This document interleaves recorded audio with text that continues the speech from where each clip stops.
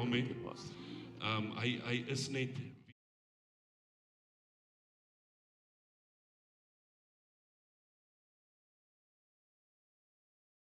seker as ek moet, mense sê, wil jy net gou iets kom sê nie, dan gaan hy nie tyd kry om te preek nie.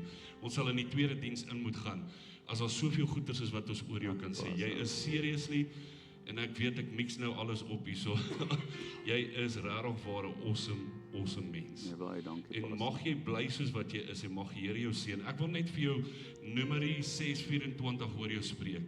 Mag die Here jou seën en jou bewaar. Jy weet hoekom ek dit sê. En mag die Here sy aangesig oor pastoor laat skyn en jou genadig wees. Baie dankie, In Pastor. alles wat jy doen. En die Here sal sy aangesig na jou toe oplig. En ek wil hê jy moet hierdie hoor. Hy sal vir jou vrede gee. Ja, prys die Here, baie dankie. Vrede is op pad. Nee, baie dankie, Pastor. En pastoor, hierdie is die beste, mag hierdie die beste jaar ooit wees in jou lewe, wat jy al ooit gehad het wat kom. Dankie. Mag die Here jou bless, mag hy jou seën in alles wat jy doen. Onthou, ons moet teruggaan na die woord toe. Hy sê al gaan ons deur 'n dal van doodskade wees, ons weet hy's by ons. Yes, amen. En hy lei jou na die promised land. Ja. Hy lei jou na dit wat in jou hart is. Mag hierdie jaar dit wat God op jou hart gelê het tot 'n waarheid kom. Ja, dankie, En dit Pastor. sal geseënd wees. Baie geluk met jou verjaarsdag. Ons is baie lief vir jou. Van die gemeente af wil ons net vir jou ietsie gee en sê dankie vir alles wat jy vir ons doen. Pastor. En dan die praise and worship team wil net vir jou iets sing voordat jy verder gaan. Amen.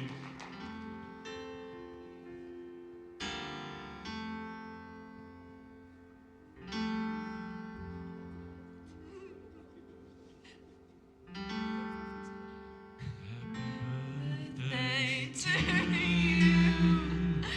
Happy birthday to you.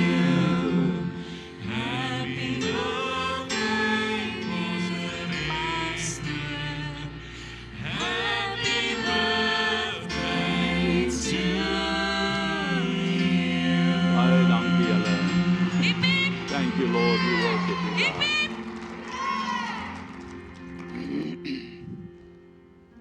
Baie dankie. Dankie aan almal van julle.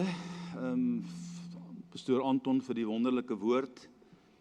Ja, ons gaan deur 'n tyd van transformasie, nie net hier in die gemeente nie, maar ook in besonder in my persoonlike lewe en ons gesin se persoonlike lewe. Ek kan nou nie sê hoe oud is ek nie, want ek is verjaar nou nog nie so, maar ek is definitief aan die verkeerde kant van 60s, die verkeerde kant van 65, so die jare stap aan en hoe ouer mens raak, hoe vinniger gaan hierdie tyd verby. Ek weet nie of julle dit agtergekom het nie, maar ek dank die Here vir sy goedheid en sy guns al die jare oor my lewe, oor ons gesin se lewe, en ek eer die Here dan dat hy ook so met ons is. En baie dankie dat julle steeds saam met my is. Hier's van julle mense wat vir baie jare saam met my kom. En dankie dat julle al my nonsens verdra het oor al hierdie tyd. Ons eer die Here daarvoor. Voordat ek die woord gaan bedien, ek wil net gou gehoor, is Liselle hier so liefie? Nog nie. Ons sal nou vir Candice hulle bid. Ek het gevra dat daai familie vandag inkom. Sy het haar moeder Vrydag aan die dood afgestaan en dit was vir haar 'n verskriklike ding. Haar ma was die afgelope tyd siek en ons het van ons gemeentekant af probeer om haar privaat by dokters te kry en sonars en goed te laat doen, want ons het gesien daar's fout. En die dokter het haar direk verwys na ongelukkig na Garankoa Hospitaal toe, die George Macquarie Hospitaal, en hulle het haar ingevat en teruggestuur en weer gegaan, ingevat, teruggestuur, weer ingevat, teruggestuur. En dit kom eintlik nou al vir jare, dat hulle net eenvoudig absoluut niks doen nie. En so dit het, eventueel het sy donderdag aand redelik kritiek geraak en hulle het ek het Dr. Sonja Kok gebel om te hoor wat is die pad vorentoe, toe sê sy, laat haar opneem direk by Steve Biko in die ongevalle, dit gaan beter wees, en hulle het daai pad geloop, hulle het daar opgeneem en die familie was die volgende dag daar. om vir haar te gaan kuier en kon haar nie kry nie. Toe sê hulle nee, sy is teruggeplaas Garankoa toe. En toe hulle by Garankoa kom, kon hulle haar ook nie kry nie. En toe verneem hulle eers deur die loop van die middag, sy is reeds die oggend al oorlede. So dis die diens wat mense in hierdie staatshospitale kry. Dis die chaos in hierdie wêreld, in hierdie land van ons. En dit is waarvoor ek in my gees begin opstaan. En ek hoop vanmôre gaan hierdie gemeente ook iets besef met betrekking tot dit, my en jou verantwoordelikheid. En ek gaan nie oor die land preek, so moenie worry nie. Ek weet as julle my sien, dan is julle bang ek praat oor herlewing. Want almal glo dit nie, almal besef dit nie, almal dink nie dit kan wees so werk nie. Ek weet in my gees wat God gesê het, en ek weet wat die Here wil doen in hierdie tyd, in hierdie land. En ek dink dit is waarvoor ek besig is, waarvoor God besig is my te posisioneer om die tyd uit te koop en eenvoudig voor die Here te gaan staan en sy aangesig te soek. So ons sal nou vir hulle bid as hulle inkom. Ek gaan dan vra dat julle Bybels vir my oopmaak in die boek van Handelinge. Die boek van Handelinge.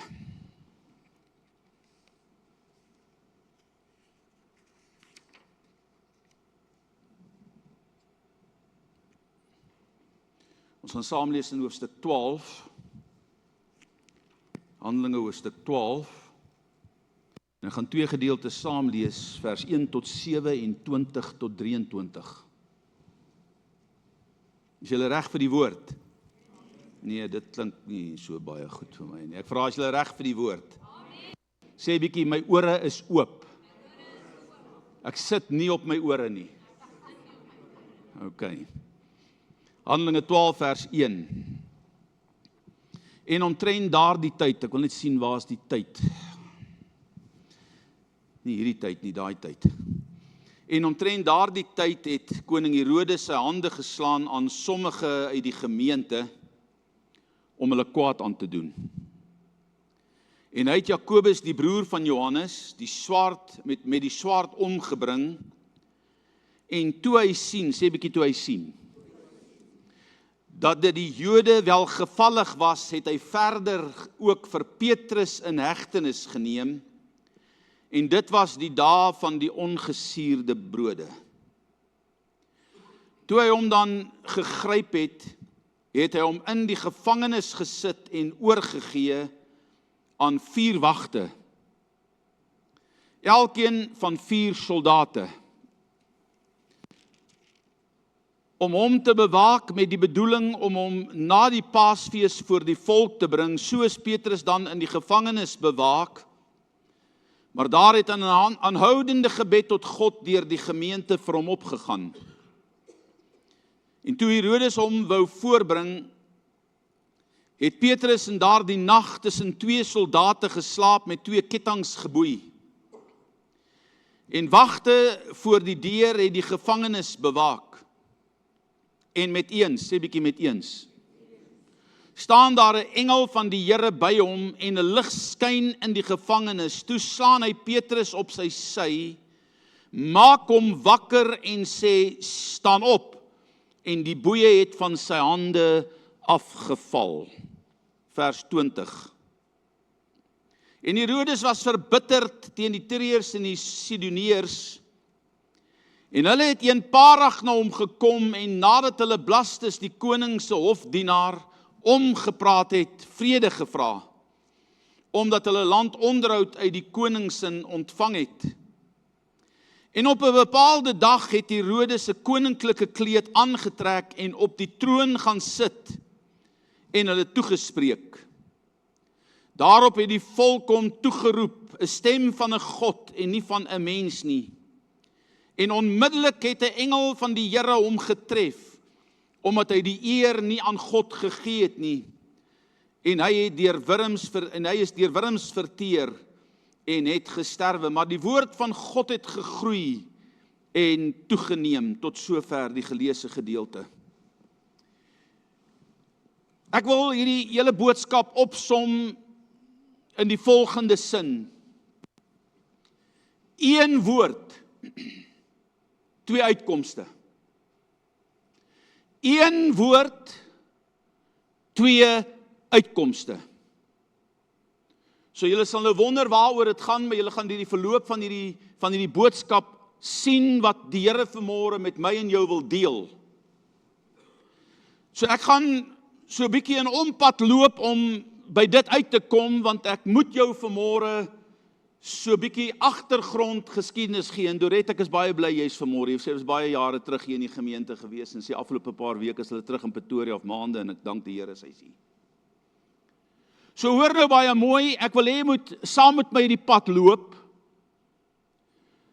want jy moet sekere geskiedkundige feite ken om te weet presies wat hier aangaan.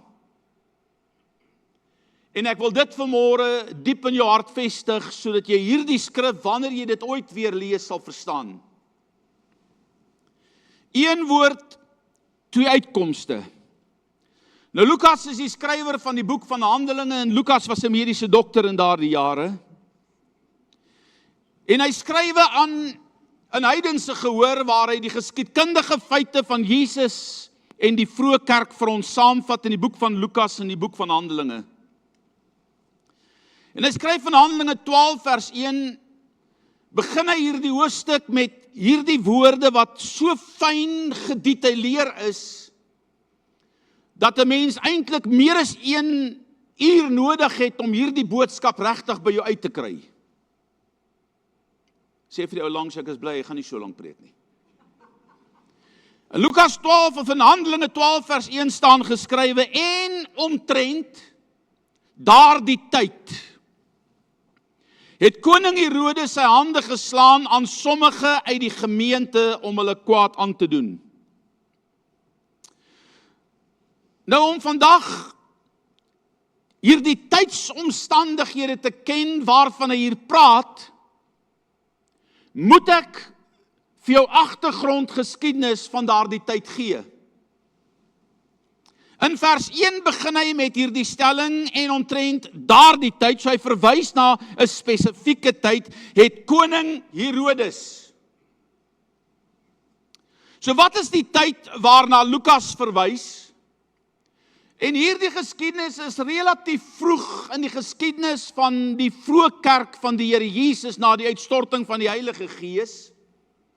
En ek gaan vir jou letterlik in 'n paar sinne sê, wat het gebeur in hierdie tyd? Wat is die verloop, die voorloop tot hier waar ons hier in hoofstuk 12 van Handelinge is? In Handelinge 6 of hoofstuk 6, en ek gaan by hoofstuk 6 begin, want voor dit was die uitstorting van die Heilige Gees en alles wat daarmee gepaard gaan. Daar's nog 'n paar ander dinge daar waar die kerk gevestig is in Jerusalem. Maar in hoofstuk 6 lees ons dat die kerk radikaal begin groei het. So ons sien in spesifiek met betrekking tot die kerk, in daardie tyd, in hoofstuk 6, van hoofstuk 6 af, van hoofstuk 5 af, sien 'n mens hoe dat die kerk van die Here Jesus geweldig sterk gegroei het. Daar kom 3000 siele tot bekering op die dag van Pinkster, en hulle word gedoop in die naam van Jesus. En dan lees jy in Handelinge 5 dat daar was 5000 manne, met aan nou is dit sonder vroue en kinders, en dan bietjie verder lees jy, daar was 10.000. So met ander woorde, daar was 'n radikale groei binne die beweging van die Christengemeenskap in Jerusalem in daardie dae, en die opdrag is, gaan wag op krag, en dan sal julle my getuie wees, Jerusalem, Judea, Samaria, tot aan die uiterste van die aarde, en hulle is in die eerste fase van hierdie opdrag, en die kerk groei met rasseskrede na vorentoe. In Handelinge 7 word Stefanus gestenig, terwille van sy geloof in Jesus en die feit dat hy Jesus se naam groot maak en die vervolging teen Jesus se kerk begin vanuit die godsdienstige geleedere van die Jodendom. Want dit is die Fariseërs, dit is Paulus wat sy naam Saulus was, wat Stefanus éventueel stenig. Dit is hy wat in beheer was van daardie groep mense. Hy was 'n fariseer by uitstek, hy was 'n wetgeleerde, hy het die skrifte geken, hy was in die beste universiteit van daardie dae op die voete van Gamaliel.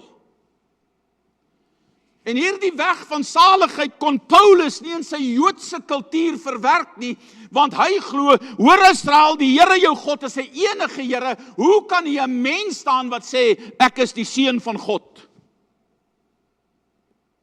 En hy laat Stefanus kruisig, hy laat Stefanus stenig, omdat Stefanus die naam van die Here bely. In hoofstuk 8, verlaat baie mense in die kerk Jerusalem. Hoekom? Want hier is 'n vervolging wat gekom het, as gevolg van Stefanus, en hulle vlug na Judea en Samaria en ander dele van die land. So die hele kerk binne Jerusalem, daar die 10.000 siele waarvan ons laaste gelees het, word verstrooi as gevolg van die vervolging wat begin het in Stefanus se lewe. Nou sien die mense oral, maar jy kry hulle heel eers in Judea en daarna kry jy hulle in Samaria, presies die volgorde van Handelinge 1 vers 8. Luister nou mooi. In hoofstuk 9 kom Paulus tot bekering, die een wat Stefanus vervolg het. Kom Paulus tot bekering deur 'n ingryping van God self en moes hy self begin vlug vir sy eie lewe. Hulle laat hom met 'n mandjie deur die muur in Sirië afsak, in Damaskus afsak, sodat hy net hier die hande van die Fariseërs en die Jodendom kan ontvlug. Nou ek het die voorreg gehad om by daai muur te gaan staan waardeur hy gesak is. So kind van die Here, hier sien jy, hier's 'n draai in hierdie geskiedenis, waar hierdie man wat die vervolging begin het, nou self vervolg word, omdat hy Christus Jesus self ontmoet het. In hoofstuk 10 sluit Petrus die koninkryksboodskap oop aan die eerste heidene wat tot redding kom met die naam van Cornelius, 'n Romeinse soldaat of 'n Romeinse generaal of 'n ding wat hy was, en hy was hooggeplaaste in die weermag van die Romeinse ryk. In hoofstuk 11 word Petrus gekonfronteer, weer deur die Jode, maar hierdie keer deur die Christelike Jode, omdat hy hierdie mense laat bekeer het en hulle laat doop het sonder om hulle te besny. En die besnydenis kom weer na vore en Petrus moet homself verdedig in hierdie saak en hy wen daardie gesprek onder die leiding van die Heilige Gees.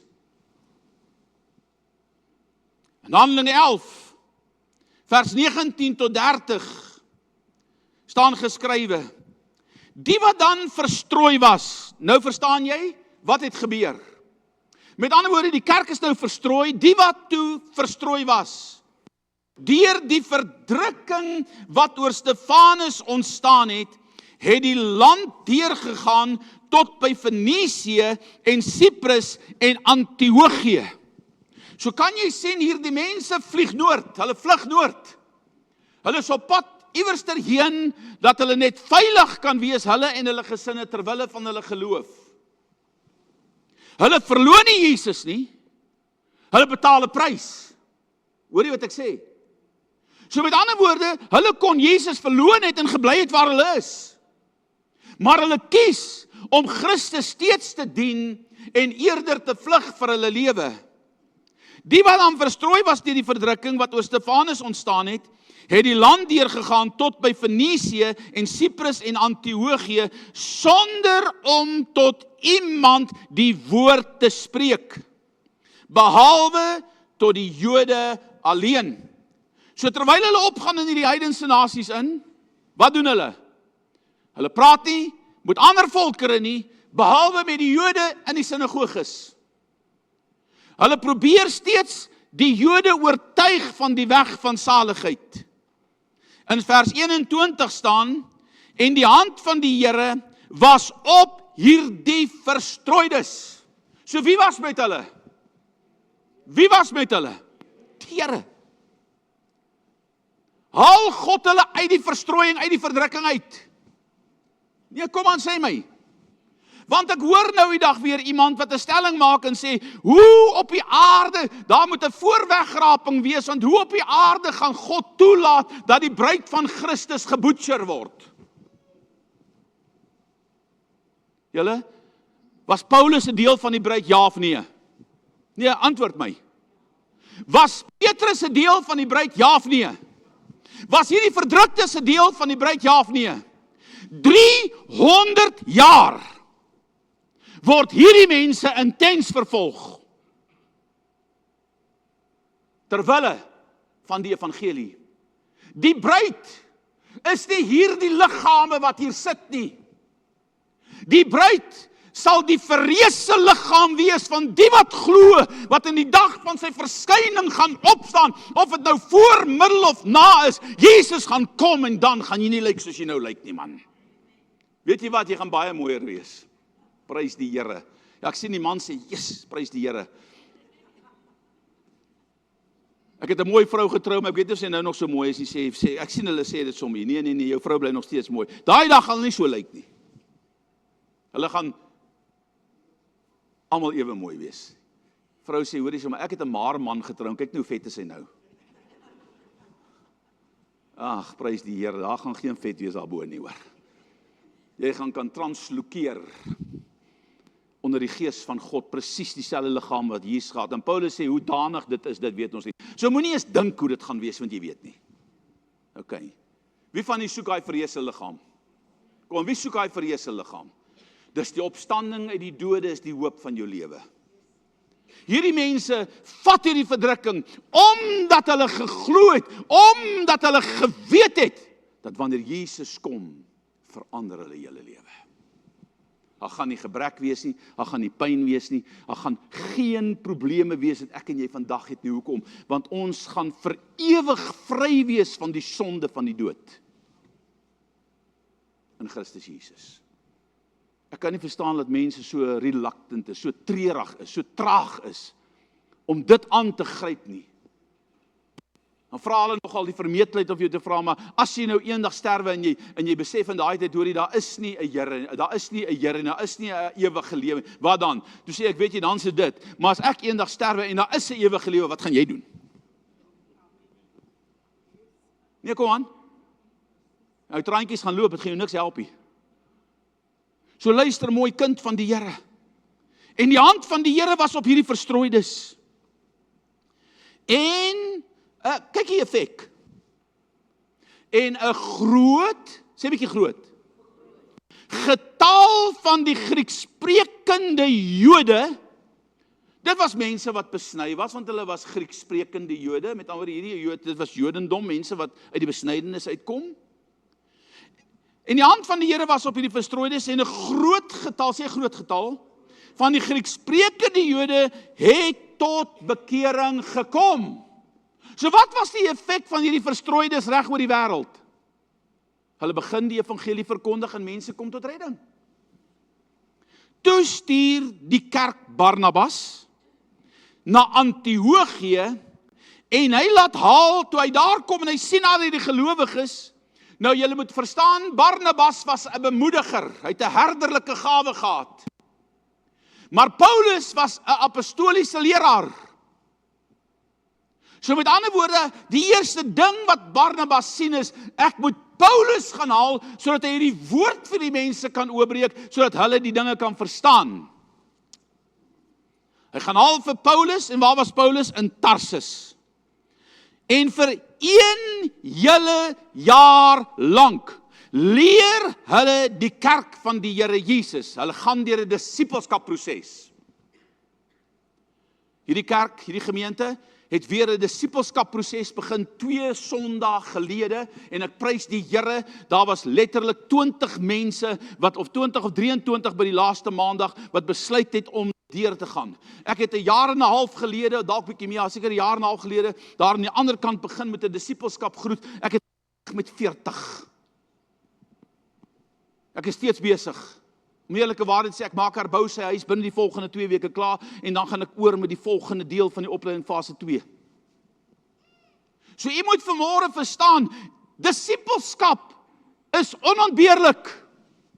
Jy kan nie geestelik groei as jy nie jouself laat koppel aan 'n disippelskapproses nie. Want groei is 'n proses.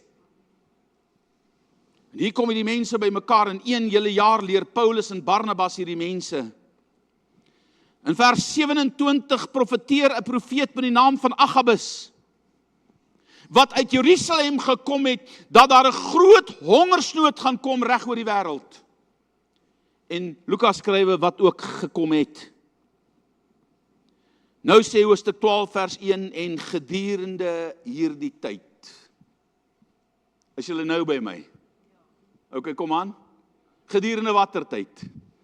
Gedurende hierdie tyd van hierdie droogte, gedurende hierdie tyd van die vervolging van die vroeë kerk, gedurende hierdie tyd wat daar baie nuwe disippels, Grieksprekende Jode tot die Here gekom het, gedurende hierdie tyd wanneer die kerk in Jerusalem gevestig word, of gevestig is.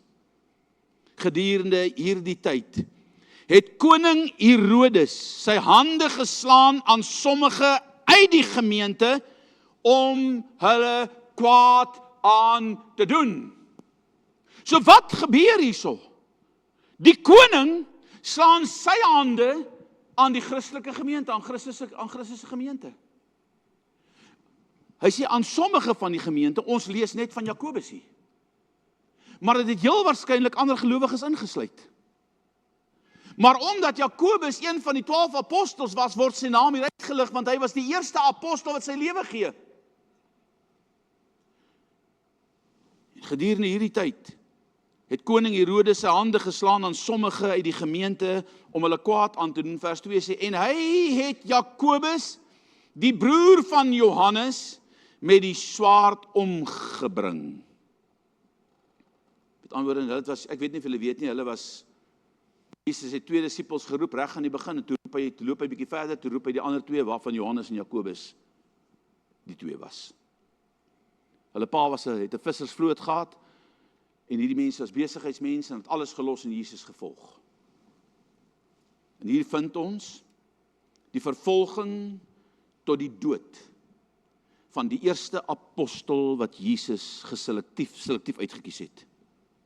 Jakobus sterf eerste deur onthoofding met die swaard. Hy kap sy kop af. Sy broer Johannes, dis vir my nogal interessant. Jakobus se broer was Johannes. Jakobus lê heel eerste sy lewe neer van die apostels vir Jesus Christus. Johannes lewe die langste van al die apostels op die pad van Patmos onder geweldige vervolging. Die een broer, eerste, die laaste broer, laaste. Okay, jy hoef my te betaal vir daai, en ek sien as jy baie opgewonde daaroor nie. Vir my was dit nogal kwaai om dit te sien. Okay. Wat interessant is dat een van die ou kerkvaders met die naam van Clement van Alexandria getuig, hy skryf, dat die soldaat wat Jakobus moes oppas, so deur die lewe van Jakobus en die woorde van Jakobus, terwyl hy hom gevat het om hom tereg te stel, het hierdie soldaat tot bekering gekom op die pad. En toe hy sien hoe Jakobus sy lewe gee vir Jesus, toe sê hy, ek bely dat Jesus Christus die Here van alle Here is en die God van alle gode, en hulle onthoof hom ook op dieselfde dag. Julle, wat 'n prys. Watter groter prys is daar om te betaal om jou lewe te gee? Maar dan kom vers 3 in plek, en hier fokus Lukas op Herodes en die effek wat sy vermoording van Jakobus op die Joodse gemeenskap gehad het. En toe hy, dis Herodes, sien, sê 'n bietjie weer sien. Ek het nou ook gesê sien, maar sien jy? Toe Herodes sien, wat sien hy? Dat dit die Jode welgevallig was. Wat was die Jode welgevallig? Die vermoording van Jakobus en die ander mense in die Christendom. Toe hy sê, hier is die koning julle. Hy het niks eer nodig van niemand nie. Want hy is die koning. Maar toe hy sien dat dit die Jode welgevallig is, en ek gaan nou met jou praat daaroor, want jy moet verstaan hoekom dit so is, het hy verder ook Petrus in hegtenis geneem. So hy vermoor nie net vir Jakobus nie, maar toe hy sien dat sy vermoording van Jakobus 'n groot blydskap onder die Jodendom bring, toe besluit hy, ons moet nou hierdie eer en hierdie lof en hierdie dinge wat nou na my kant toe kom, moet ons nou 'n bietjie aanblaas. En hy gryp vir Petrus om hom, die Bybel sê, voor die volk tereg te stel. En hy het verder ook Petrus in hegtenis geneem, en dit, hier is 'n inlassing, en dit was die dae van die ongesuurde brode. So wat is die dae van die ongesuurde brode? Na die Paasfees was daar 'n fees van 7 dae, wat hulle die dae van die ongesuurde brode genoem het. Die Paasfees is verby, nou is daar 7 dae feestyd. En hy neem hom gevange op die eerste dag van die fees. Want onthou die fees? Almal wat die fees te vier het na Jerusalem gekom. Of baie van die mense, met ander woorde, hulle het soontoe gegaan om saam die fees te vier. So as baie mense. Kyk na sy tydsbestek. Die goedkeuring van die Joodse volk hits hom aan om ook die ander apostels te begin vervolg, en die eerste een wat hy sy hande aan kan lê, is Petrus. Die vraag is, hoekom hierdie situasie, ek wil dit eintlik die Engelse woord, ek weet nie, het julle al gehoor, 'n ou kry 'n kick uit iets uit? Het julle al daai ding, ek weet nie wat 'n Afrikaanse woord vir dit nie. 'n skop, dis nie 'n skop nie, dis 'n kick. Okay, daar's nie 'n ander Afrikaanse woord nie. Hoekom kry hierdie koning so kick uit die feit dat hy die kerk vervolg? Daar's 'n rede. Dan gaan jy nou wys wat is die rede. Ek gaan jou sê, ek hoop jy hoor. Wat hits hom aan? Wat veroorsaak dit? Nou hierdie Herodes, waarvan ons hier lees, sy regte name is Koning Agrippa I. Dit was sy titel, dit was sy naam. Hulle verwys na hom as Koning Herodes, maar dit was Koning Agrippa I.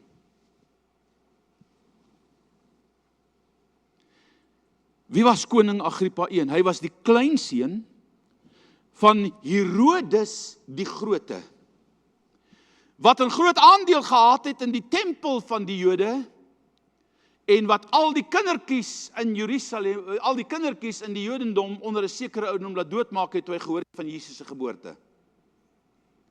So hierdie man was die kleinseun van hierdie koninkryk wat Herodes opgebou het. Maar wat interessant was dat ou koning Herodes, die koning Herodes die Grote, het in sy dae met 'n vrou getrou, en haar naam is bekend, mens kan haar naam kry, ek het hom nou net nie neergeskryf, iets soos, ek begin met 'n M. En hierdie vrou was 'n prinses, letterlik uit die Harmoniese familie. En wat het dit daarmee te doen? Wie was hierdie Harmoniese mense? Dit is die priesterlike, hoor nou moet julle mooi hoor, wat vir baie jare die ampte van priester en koning vervul het.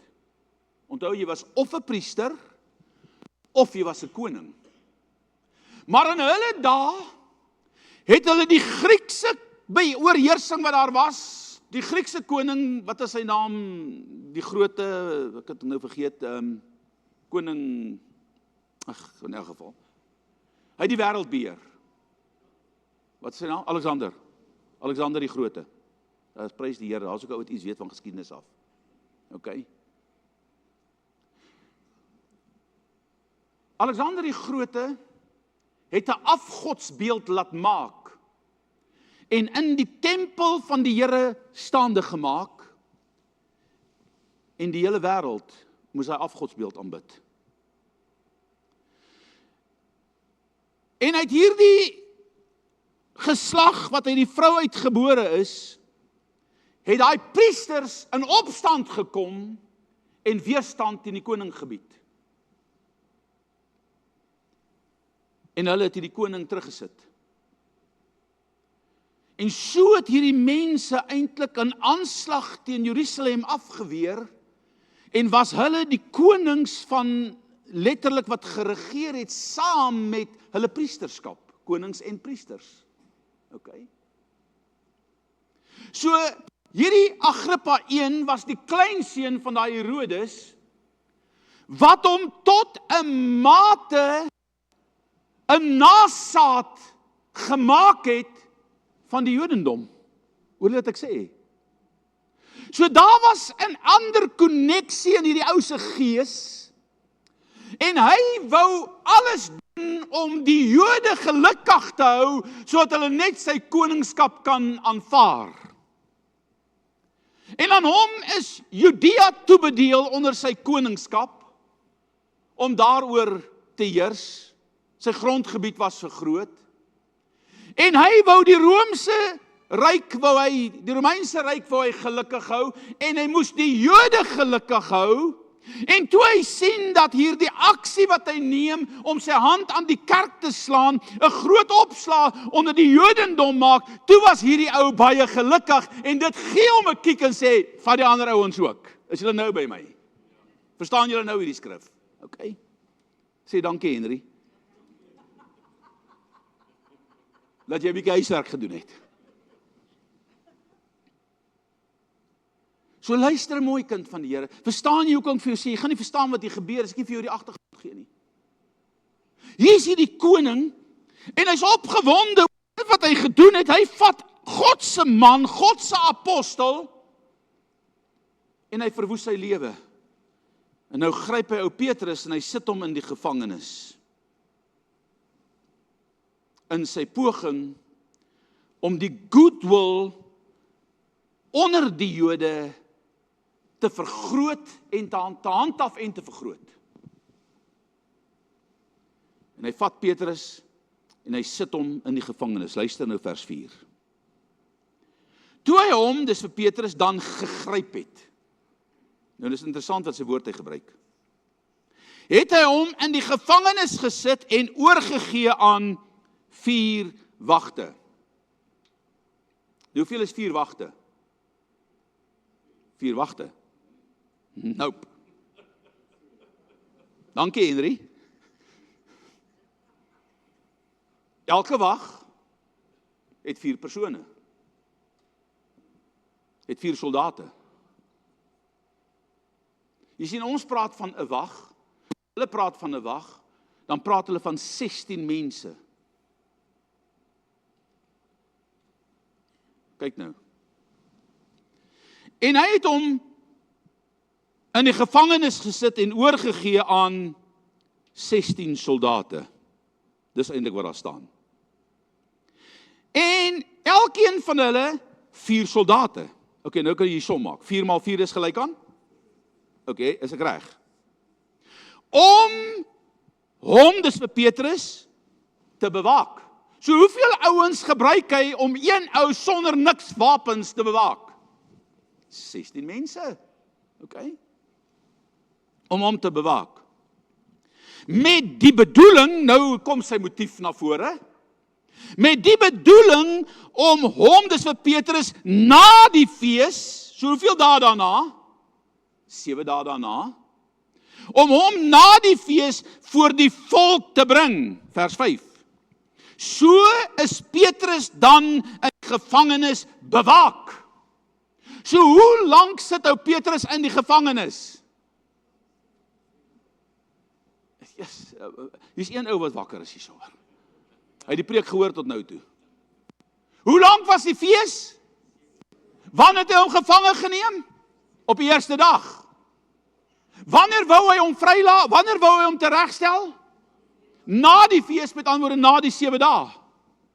Is julle by? Op die eerste dag van die fees van die ongesuurde brode word Petrus gevange neem, net na die Pasga. Hy sou vir 7 dae onder die streng bewaking van 16 soldate wees. Dan wou Agrippa hom in die openbaar vergelde om hierdie persoon net sterker of net sy aansien sterker en sterker voor die volk te maak. Luister mooi. Kyk wat gebeur nou. Petrus se gevangenskap ontmoedig nie die gemeente in Jerusalem. Hoor jy wat ek sê? Dit ontmoedig nie die geloof van die mense in die kerk nie. Want hulle steeds, kom ek gaan dit so vir jou sê, dit ontmoedig hulle nie, omdat hulle vervolg word, om steeds by mekaar te kom nie. Ons het nie eens vervolging nie, maar ons sukkel om die mense by mekaar te maak. Kom aan. Hierdie ouens is vervolg, hulle lewe hang op die spel, maar hulle word nie afgesit om steeds by mekaar te kom nie. Die ander het al gevlug, hulle is weg na ander dele van die wêreld toe. Inteendeel, dit mobiliseer hulle tot aksie ter wille van Petrus en die evangelie.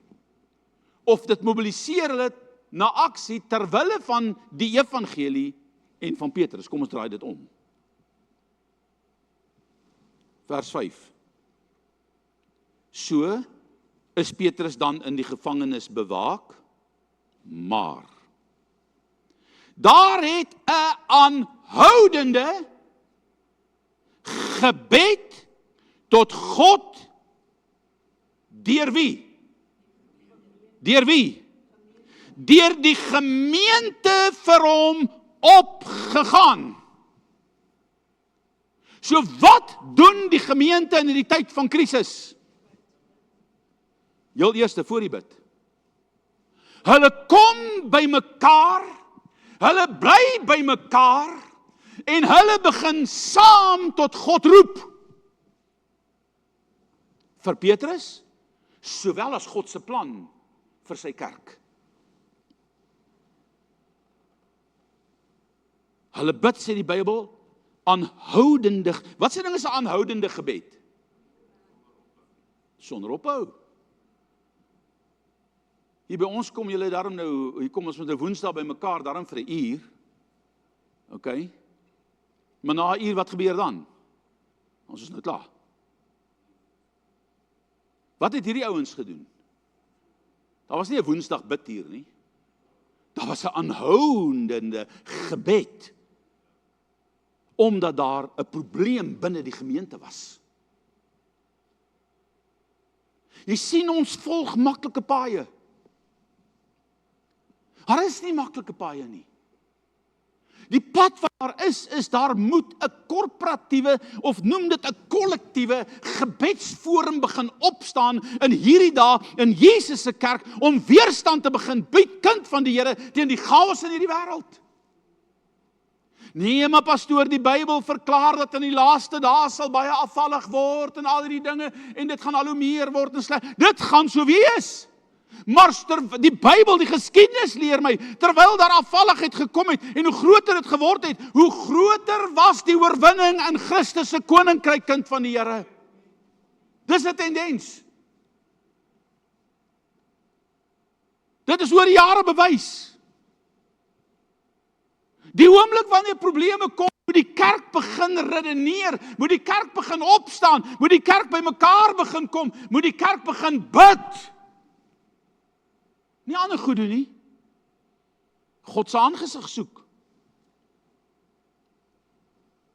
Hulle kom by mekaar in 'n aanhoudende, onophoudelike gebed om 'n uitkoms by God te kry.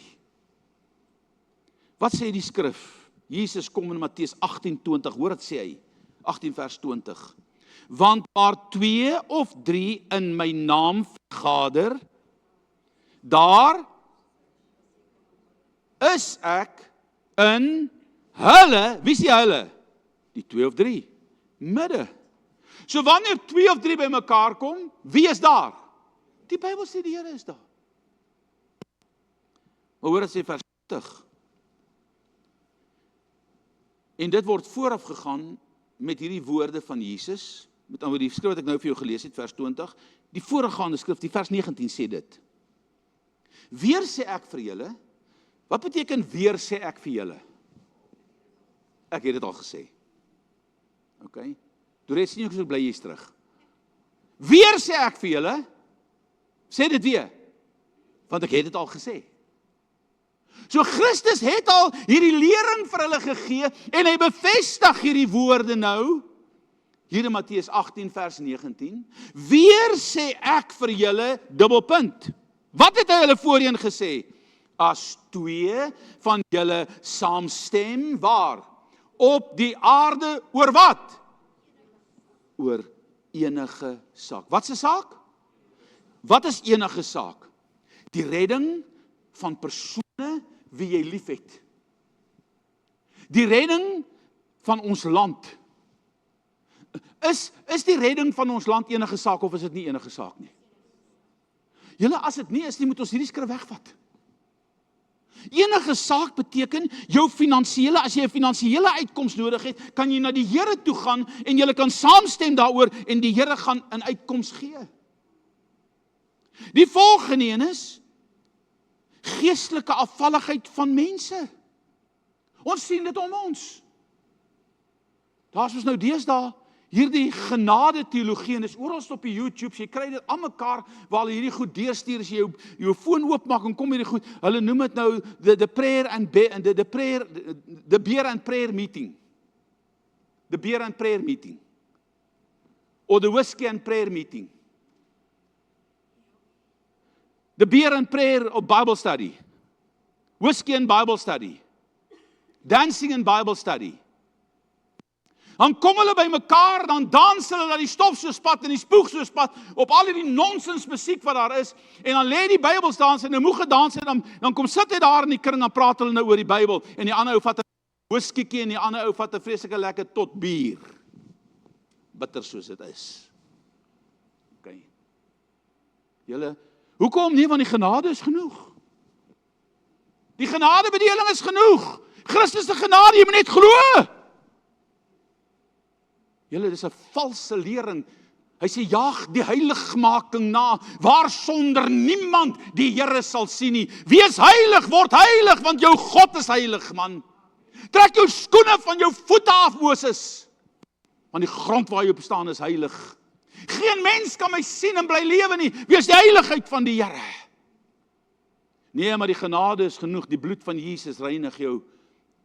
Ek wil vandag vir jou sê, kind van die Here, as ek nie kan glo dat Christus my kan vuil maak van die vuilheid van hierdie lewe nie, wat beteken daai geloof? Dis ons eintlik waarvoor hy gekom het, om ons van ons sonde vry te maak, om ons van hierdie bindinge vry te maak. Weer sê ek vir julle, as 2 van julle saamstem oor enige saak. Hy sê oor enige saak wat julle mag vra. Hoe vra ons dit in gebed? Dit, aksentteken, sal hulle ten deel val van my Vader wat in die hemel is. Want waar 2 of 3 van julle in my naam vergader, daar is ek in julle midde. So wat sê God hier? Hy is die beantwoorder van gebed. Wie van u sit met 'n kwessie in jou lewe wat jy weet net die Here kan daaraan antwoord? Is daar so iemand in hierdie kerk wat sê ek wil die Here vertrou vir? Daar's hande wat opgaan. Is daar nog sulke hande? Eintlik het die hele kerk se hande gaan op. So wat moet ons doen? saam begin stem in aanhoudende gebed, totdat God die antwoord gee. Wat is die konteks hier? As twee saamstem, waar hulle by mekaar is in Jesus se naam, dan sal gebede beantwoord word. Kyk hoe vervul God hierdie aanhoudende gebede van die gemeente ten opsigte van Petrus. Op die laaste dag van die fees, wat se dag is dit? Die 7de dag. Hoe lank was Petrus in die tronk? Hoe lank bid hulle al vir Petrus? Nou hoekom het die Here al nie die eerste dag geantwoord nie? Want dis mos wat ons altyd wil hê. Ek het die Here nou gevra, môre moet hy antwoord. Kom aan. Hier is hierdie gesoute kerk. Hoe lank bid hulle? 7 dae. En hulle het nie geweet die 7de dag gaan die antwoord kom nie. Hulle het geweet hy gaan tereggestel word op die 7de dag. So ek neem aan, daai gebed het al hoe intenser geword en al hoe intenser, want hy sê mos vir jou, hy sê, as jy klop, gaan God vir jou oopmaak. Hy sê, jy moet hom roep en dan moet jy klop. Wat is as ons 3 dinge daar? Soek, roep, klop. So moet 'n intensiteitstoename wees. En hier kom die mense en hulle bid, en nou loop die dae verby, en die dae wat hy voor die volk gebring moet word, kom al hoe nader en kom al hoe nader, maar hulle stem saam in dit wat Jesus moet doen in sy naam. En dan verander die Here hierdie totale prentjie. Vers 6. En toe Herodes hom wou voorbring, het Petrus in daardie nag tussen 2 soldate geslaap. So, hoe lyk die prentjie? Hier's nou 'n vierkantige vloer, as nie veel verder in nie. Waar lê Petrus? In die middel van 2 soldate. Geboeid. En van die kommentare sê, hy was geboei aan die soldate. Anders sê, hy was geboei aan groot staalore wat in die grond ingegiet was. Maar hier lê ou Petrus tussen hierdie 2 soldate. En toe Herodes hom wou voorbring, het Petrus in daardie nag tussen 2 soldate geslaap, met ketTINGs geboei en wagte voor die deur het die gevangenes bewaak. So, in daai gevangenes is hy in die diepste deel van die gevangenes, en daardie sel het 'n deur gehad, en daar's 2 soldate by hom in die sel, wat waarskynlik aan hom vasgeboei was, en aan die buitekant van die seldeur staan daar nog 4 soldate. Okay. Nou is daar nog 4 soldate verder af in die tronk tot by die voordeur, en waarskynlik 2 binne en 2 buite, om die 16 op te maak, of hoeveel hulle weet om die totaal op te maak. So kan jy sien, daai hele tronk was gevlat met soldate. Daar was geen manier, want elke soldaat wat nie sy ampt vervul het, wat die koning opdrag gee om iemand te bewaak nie, sy lewe was op die spel. Hulle sou geen kanse gewaag het nie.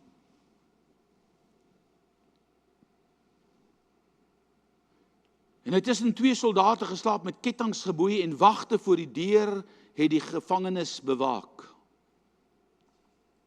En met eens, wat beteken met eens? Skielik. Staan daar 'n engel van die Here by Petrus. En 'n lig skyn in die gevangenes. So hoe word hy donker gevangenes binne? Nou is dit lig. Nou julle, daar was altyd seker net sulke ou lampe, sulke fakkels en goed in die kante van die mure. Nou is dit lig. So wat kan daai soldate sien? Hulle kan baie mooi sien. Okay. So die lig van die engel verskyn daar in daardie tent, vers 7 sê, en met een staan daar 'n engel van die Here by hom, en 'n lig skyn in die gevangenis. Toe slaan hy Petrus op die sy. Sê bietjie slaan. Hy maak hom wakker en sê, staan gou op. Wie van julle het al iemand wakker gemaak wat slaap? Elke dag. Hoe maak die engel ou Petrus wakker?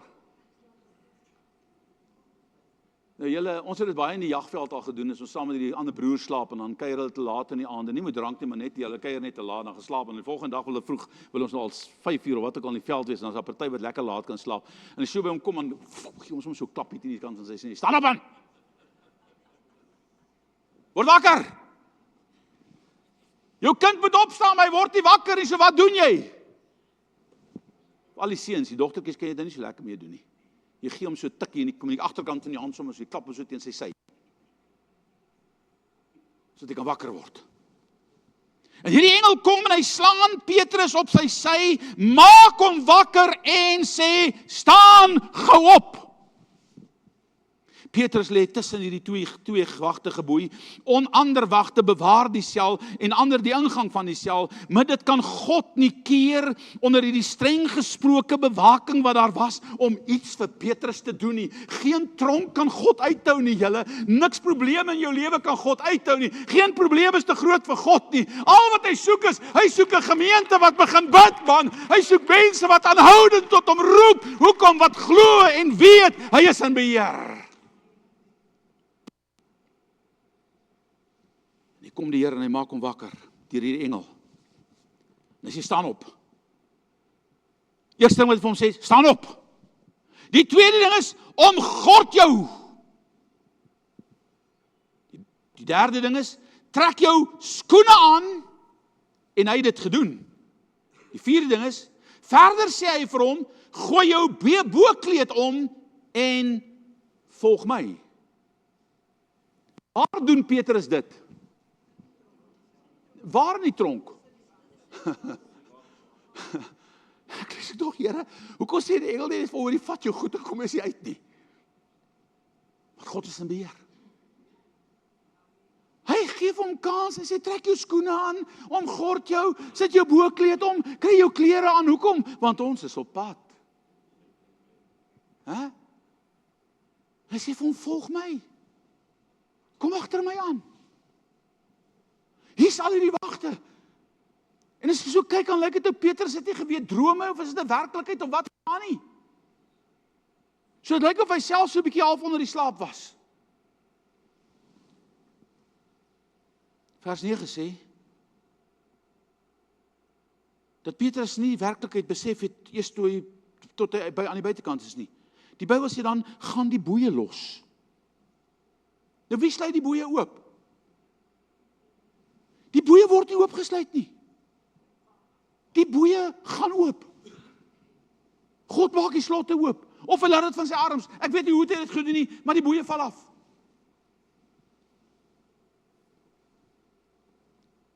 Die wagte langs hom, en nog 6 ander wagte buite die sel. Hoor niks. Ten spyte van die lig, en die tydsverloop, wat hy sy klere aantrek, en die hou op die sy, en wat ook al. Dan kom hulle nog verby 8 ander wagte, tot by die staaldeur wat gegrendel was. En wat doen die deur? Daai stuk staal buig voor God en hy sê, ek is onderworpe aan u gesag. En die Bybel sê, en die deur het skielik van self oopgegaan. En hier kom Petrus en hy stap uit. En die Bybel sê, en die engel het 1 blok verder, 1 straat verder, in ons terminologie 1 blok verder, met Petrus geloop en toe verdwyn. En hier staan Petrus onder die hemelskaar. En hy sê, ek het gedog, ek droom, nou weet ek, dit is 'n werklikheid. Hoor wat sê hy in die skrif. Ek wil net eers stil staan by dit, voordat ek nou so intoe gaan. Die woordjie slaan die engel Petrus op sy sy. Die vertaling daarvoor is smout. Met ander woorde, hy slaan hom op sy. Die Griekse woord, daar's 2 betekenisse in daai woord. Dis dieselfde woord, 2 betekenisse. Die een is to strike gently. Die volgende een is to smite with the sword. So met ander woorde, hierdie woord smout beteken, die engel het hom saggies, die engel het saggies met Petrus gewerk. Maar die ander betekenis is, as hy jou slaan met sy krag, is dit verby. OK. En hier sien jy die hele verhaal, kind van die Here, luister mooi. En hy sê vir hom, staan gou op, gaan uit. Nou kom Petrus in vers 11, toe hy buitekant kom en hy sê, vers 11, nou weet ek waarlik, dat die Here sy engel gestuur het. Dan is daar nog 'n verloop van 'n klomp dinge en ek moet my haas, want my tyd is uit. Hierdie klop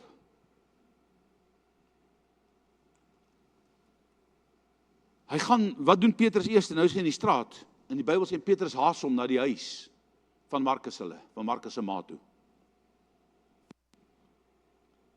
En hier kom hy by die huis, en die voordeur het 'n binnehof gehad, en daar's 'n dogter aan die buitekant van daai deur. Sy moes waak om seker te maak, om te kyk dat daar nie soldate aankom nie. Daar was 'n oogklapie, dingetjie wat jy oop kon maak om te sien wie's buitekant. En hier's 'n geklop aan die deur, en sy maak oop, en hier's haar gesiggie in die binnekant, en Petrus sê vir haar, maak oop. Rode, maak oop. En die Bybel sê, sy herken sy stem. Wat doen nou Rode? Sy hardloop deur hy binnehof tot daar waar hulle bid in hy vertrek. En sy sê, hoorie, Petrus is hier, Petrus is hier, Petrus is hier. En wat sê hy klomp bidders vir haar? Ag man, jy's waansinnig, jy's van jou kop af. Weet jy nie, as 16 wagte wat hom bewaak nie. Weet jy nie, hy's in die tronk nie. Ons bid dan nou daaroor, man. Kan jy sien, God kyk nie na hulle klein geloof nie. Hulle het geloof gehad dat God kon werk, maar hulle het nie die geloof gehad om dit deur te voer nie, kind van die Here. Maar hulle hou aan en aan en aan. En toe Petrus daar staan, toe is hulle verbaas dat God so iets kan doen. En die Bybel sê, die hardloop haar hele spul na die deur toe voor. En hulle maak hom oop, en Petrus sê vir hulle, bly stil. En hy vertel hulle alles wat gebeur het. En die Bybel sê, en hy vertrek dadelik na 'n ander plek. Hoekom? Want nou veg hy vir sy lewe. En die volgende dag breek die son aan, en die Bybel sê, nou gaan ek jou sommer vertel wat hier gebeur. En hier kom Agrippa 1, met sy pragtige kleed, en sy gewaad, en sy gevolg. Nou is dit die dag wat hierdie kiek gaan kom. En hy sê, bring daai ou Petrus. En hier staan hy wagte. Hy's nie hier nie. Wat? Hy's nie hier nie. Wat? Hy's nie hier nie. Onmoontlik! En die Bybel sê, hy het hulle tereggestel. Hy maak hulle dood. Maar wat gebeur hier? Dan sê die volgende sin, en Agrippa het dadelik na Caesarea vertrek. Die verleentheid was so groot, dat hy nie sy bakkies, sy gesig, in daardie openbaar kon wys die kind van die Here. Want hier is God se kind, sonder wapens, tussen 16 soldate, met God se krag, in 'n gemeente wat bid agter hom. God almite. Hy weet nie waar hy nie. Hy's weg. Hy weet nie van die klomp in die huis nie. So wat doen die koning? Hy vlug vir sy reputasie. En dan 'n tyd daarna kom hy op die balkon van daai koninkryk uit. En hy het hier die speech, want Agrippa 1 is mos nou erken onder die Jode. En hy het hierdie julle ken mos nou die paus doen dit ook. Hy kom deur uit. En dan het hy hierdie vervelige, dooie boodskap wat hy bring. Daar's geen lewe nie. En Wat doen hy klomp daaronder? Dan is daar duisende daaronder, dan cheer hulle hom. En hier staan hierdie volk en hulle sê, dis die stem van 'n God en nie van 'n mens nie.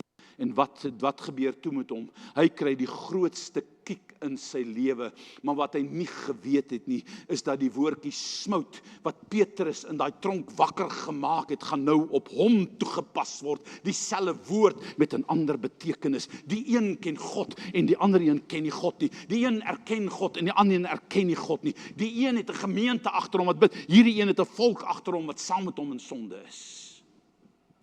Die Bybel sê, en God het hom geslaan. Hy sê die Bybel sê het hom getref. Die woord tref en slaan is smout. Dieselfde woord. En onmiddellik het wurms hom lewend verteer. Omdat hy nie die eer aan God gegee het nie, maar hierdie goddelike status aan homself gegee het en gedink het dat hy iets besonders is. Maar waar is Petrus? Hy preek nog 4 jare daarna. Hoekom? Want God het hom lief. Een woord, 2 betekenisse. Aan watter kant van die skaal funksioneer ons? Aan die kant waar die engel kom en gentle met my werk en my vry maak, of aan die ander kant, waar ek God verloon, omdat ek God nie dien nie. Kan jy sien hoe gevaarlik is dit om God nie te dien nie? En speel nie met die genade van God nie. Ons in die kerk vandag speel met die genade van God. Ons dink ons kan leef net soos ons wil, ons kan doen net wat ons wil, in eie pride, in eie hoogmoed, in eie selfverheffing. Terwyl die kerk in baie gevalle nie buig voor God en oorgee aan die Here nie. Wie van julle vandag wil getref word? Gently, deur die krag van God se Gees. As ek dit andersom vra, gaan niemand julle hande opsteek nie. Want jy sien nie die wurms. Julle kan jy sien hoe radikaal is hierdie skrif. En wat se krag is daar by God. En ons worry oor elementêre dinge. Terwyl as ek net 'n gemeente kan kry om te begin bid. As ek net 2 of 3 mense kan kry as dit 'n persoonlike saak is om saam met my te bid, sal die Here vir ons 'n antwoord gee. So wat is jou antwoord vandag op jou probleme? Aanhoudende gebed en geklop by God. Dis al wat daai mense kon doen. Het God dit geantwoord, ja of nee? Yes. Dis hoekom Ian Bound sê, gebed is die grootste wapen van alle wapens. Tog is dit die wapen wat die minste gebruik word binne die Christelike wêreld. Dis die maklikste van alles om vir Christus te doen. Tog is dit die moeilikste by ons Christene om te doen. Om God se aangesig te soek en aanhoudend te bid tot die deurbraak kom. Is daar iemand vanmôre wat sê, Here, ek wil U vertrou vir dit waarin ek nou 'n behoefte het. Hierdie gemeente het 'n tans 'n behoefte. Julle gaan volgende week het julle inligtingsvergadering wat julle gaan deurgaan. Moet dit nie mis nie. Maar jy het in jou eie persoonlike lewe ook 'n behoefte. Is daar iemand wat wil sê, Here, ek wil U vertrou, wil U nie op jou voete staan nie. Ons gaan nou vir daai te kinders bid. Ek het 'n behoefte, Here. 'n Behoefte vir 'n beter werk. Behoefte vir finansiële uitkoms. Behoefte vir genesing. Maak nie saak wat daai behoefte is nie.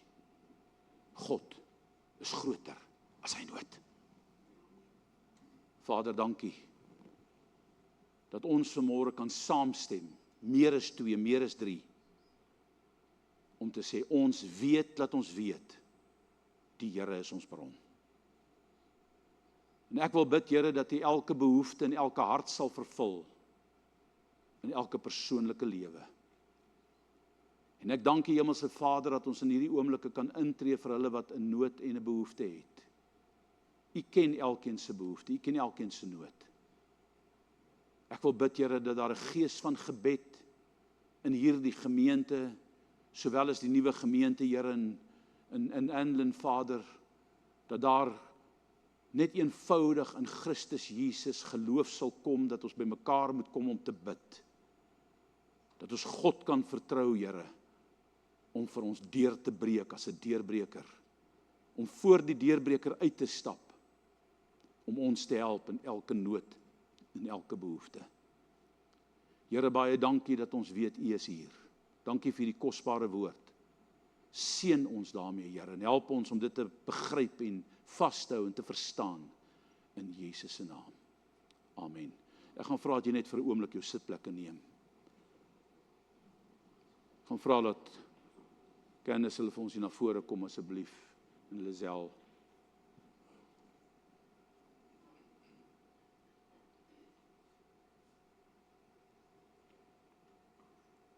Die klein kindertjies is nie hier nie. Ons gaan vir hulle 2 bid. Kom staan sommer vir my net hier so hoor. Sy staan sommer net daaronder. Ek gaan vra dat julle hande uitsteek na hierdie 2 kinders. Wil jy nie op jou voete staan? Karin was vir baie jare in hierdie gemeente, maar sy het hierdie lewe verlaat. Ek wil vanmôre bid dat die Here voor hierdie gesin sal uittrek en die pad gelyk sal maak. Dat die Here sal onderneem in elke faset van hulle finansies.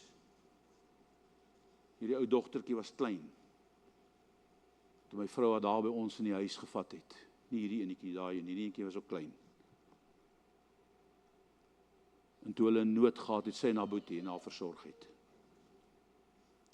So vandag wil ek bid dat die Here sy genade oor hulle gaan gee. As 'n fondasie in haar hart gesit, deur die kinderkerk en deur hierdie gemeente, en ek wil bid dat daai fondasie na vore sal kom. Kom ons bid. Vader, baie dankie, dat ek in hierdie oomblikke, Here, vir Lizelle, vir Candice voor U kan opdra. Dat U hierdie hartseer van hulle moeder, Here, in hulle hart sal stil maak, dat hulle ook sal weet, alles werk ten goeie vir hulle wat die Here liefhet. En Hemelse Vader, ons bid vir die 2 kleintjies wat nie vanmôre hier is nie. Ek weet daar's 'n bekommernis, Here, in elkeen van hulle se harte rondom die 2 kinders. Ons bid dat U genade sal gee. Ek wil bid, Here, dat U vir Terrence genade sal gee, dat hy in sy lewe, Here, volkome by God sal uitkom. Ek wil vra dat U vir Titan sal help, Hemelse Vader, terwyl hy nie 'n persoon is wat baie praat nie. Wil ek vra dat U vir hom sal deurdra. Ons bid nou vir die kalmte en die vrede van die Here Jesus oor hierdie 2 kinders. En ek wil bid, Here, dat hierdie 'n draaipunt sal wees in hulle lewe, waar hulle eendag sal terugkyk en sê, God het ons deurgedra en hy het ons gehelp. Dankie, Here, dat hulle sal breek met alles wat nie van U is nie, in Jesus se naam. Daarom sit ek hulle nou in U hand, en ek wil bid, Here, maak hierdie begrafnis wat voor lê voorspoedig, terwyl daar dan ook, Here, 'n behoefte is rondom finansies om dit te doen, wil ek bid dat U sal onderneem, in Jesus se naam. En ek dank U daarvoor, Vader. Dankie, Jesus. Amen. Mag die Here julle seën, sterkte vir julle 2 kinders, hoor. Bid dat die Here julle sal deurdra. As daar iemand is wat dalk vanmôre hier sit en 'n bydrae wil lewer tot hierdie begrafnis, wil ek vir jou vra om net asseblief met Christa te praat, dat ons hierdie begrafnis sal kan betaal en alles sal kan doen wat noodsaaklik is. Mag die Here jou seën, gaan in sy vrede en sy liefde. En ek het gesien, daar's baie lekker lang koekies. Ekskuus pastoor Anton, jy het gevra om iets te sê. Hallo, jammer julle, net so 'n minuut. Ek wil net gou 'n video speel en net gou vir jou ietsie sê en dan kan ons gaan eet. Amen. Gaan nie lank vat nie. So, wat gebeur die 2 Augustus? Dit is oor 2 weke. Ons gaan 'n joint service hê waar al 2 kerke, nie kerke nie, maar al 2 dienste bymekaar gaan wees. Ons gaan 1 diens wees 9:00 die oggend. Ons gaan bedien word deur die kinderkerk. Snippie, hulle gaan nie wees. So bring almal saam, bring wie ook al jy kan en dan het ons 15 minute, het ons net 'n info meeting na die tyd. Ons wil hê almal moet hier asseblief wees en dan daarna gaan ons lekker braai. Ons gaan saam eet. Die kerk het die braaipakkies teen R70 'n pakkie. Of jy kan jou eie vleis bring, maak seker jy kom met jou koelrank en jou goedjies, jou lekkernye. Daar sal pap wees en daar sal daarna gereg wees. Kom met jou eetgerei met jou stoel en kom ons geniet net die dag daarna saam. Amen. Ons hoop om julle raad te sien. Mag julle geseënd wees. Asseblief onthou 2 Augustus. Ons is excited om julle raad te sien. Gesamentlike diens en na die diens gaan ons net 'n 15 minute vat van jou tyd net om 'n info vir julle deur te gee en dan daarna gaan ons lekker saam braai as 'n familie. Amen. Geseënde dag vir julle.